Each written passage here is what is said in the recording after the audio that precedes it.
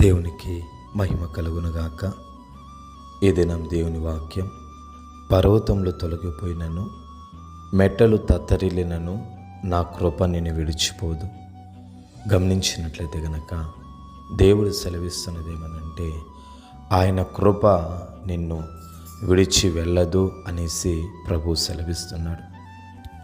గమనించండి ప్రియమైన దేవుని జనాంగమా, ఈ లోకంలో నీకున్నటువంటి బంధువులు విడిచి వెళ్ళచ్చు, స్నేహితులు, రక్త సంబంధికులు, నీకున్నటువంటి శక్తి, బలము, ఆరోగ్యము అన్నీ నేను విడిచి వెళ్ళచ్చు. నా అనుకున్న వారందరూ కూడా నేను విడిచిపెట్టి వెళ్ళచ్చు. అయితే దేవుని యొక్క కృప మాత్రము నేను ఎన్నటికీ కూడా విడిచి వెళ్ళదు అనేసి దేవుడు సెలవిస్తున్నాడు. చూడండి ఎంత విశేషమైనదో దేవుని యొక్క కృప, ఎంత అమూల్యమైనదో దేవుని యొక్క కృప.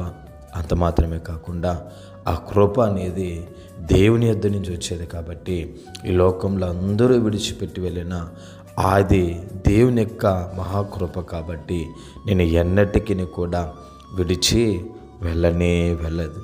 మరణ పర్యంతం వరకు కూడా నీకు తోడుగా ఉండి కాచి కాపాడేది కేవలము దేవుని యొక్క కృప మాత్రమే.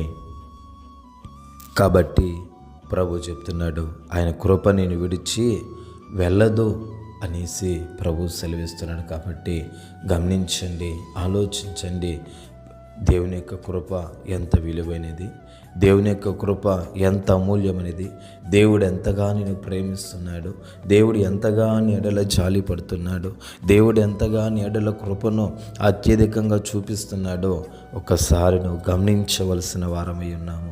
మనం అనేక సార్లు తప్పిదం చేసినను, పాపం చేసినను, దేవునికి వ్యతిరేకమైన కార్యములు మనం చేసినను కూడా దేవుడు మనము క్షమించండి అని అడిగినప్పుడు ఆయన మహాకృపను బట్టి మనల్ని క్షమించి ఆయన యొక్క కృపను మనల్ని ఎడబాపకుండానట్లుగా ఆయన మన ఎడల అత్యధికమైనటువంటి కృపను చూపిస్తున్నాడు. కాబట్టి అటువంటి కృపలో మనం వర్ధిల్లి దేవునికి దీవెనలు పొందుకొని ఆయన యొక్క మహా గొప్ప నామంలో ఆశీర్వదింపబడినట్లుగా దేవాతి దేవుడు కృప చూపుగాక. సర్వశక్తిమంతుడా, మీకు వందనములు, స్తోత్రాలు చెల్లిస్తున్నాం నాయన. మీ మాటలను దీవించి ఆశీర్వదించి కృప చూపించండి. యేసు నామంలో అడిగి పొందుకొని ఉన్నాము పవిత్ర తండ్రి.